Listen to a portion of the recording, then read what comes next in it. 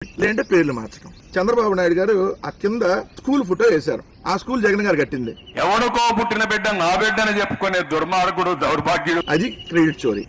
ఇక్కడ ఇల్లు వేశారు, ఇళ్ల పట్టాలు ఇచ్చి ఇల్లు కట్టించింది జగన్ గారు, దాన్ని క్రెడిట్ చోరీ. ఆటో డ్రైవర్ల సేవలు అని రాశారు, దాని పేరు వాహన మిత్ర, జగన్ గారు ఉన్నప్పుడు తీసుకొని వచ్చింది, దాని పేరు మార్చారు, ఇది క్రెడిట్ చోరీ. తల్లికి వందనం, దాని పేరు అమ్మఒడి, జగన్ అన్న అమ్మఒడి దాని పేరు, అది క్రెడిట్ చోరీ. ఇది మందే. అన్నదాత సుఖీభవ, దాని పేరు రైతు భరోసా, అది క్రెడిట్ చోరీ. మధ్యాహ్న భోజన పథకం, దాని పేరు గోరు ముద్ద. విప్రోను, ఇన్ఫోసిస్, టీసీఎస్ ఇవన్నీ జగన్ గారు ఉన్నప్పుడు వచ్చినటువంటి. ఇలానే గూగుల్ అని రాశారు, ఆ గూగుల్ పేరు అదానీ డేటా సెంటర్, జగన్ గారు ఉన్నప్పుడు తెచ్చింది. గ్రీన్ కో జగన్ గారు ఉన్నప్పుడు తెచ్చింది. రిలయన్స్ జగన్ గారు ఉన్నప్పుడు దాన్ని పెట్టుబడులు పెడుతుంటే అంబానీకి దోచి పెడుతున్నారని మీరే రాశారు హెడ్డింగ్లు పెట్టి. Hero, Asian paints, Daikin Jagan గారు ఉన్నప్పుడు వచ్చింది.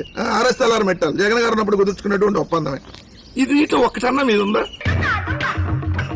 మీకంటే మీకు చెప్పుకోవడానికి ఈ 76 సంవత్సరాల్లో ఒక్కటి కూడా లేదు కాబట్టి, అందుకనే జగన్ గారు తీసుకొని వచ్చినన్ని వేస్తే నిస్సిగ్గుగా మరోసారి పుట్టినరోజు కూడా అబాస్ పాలవటం అంటే ఇది కదా.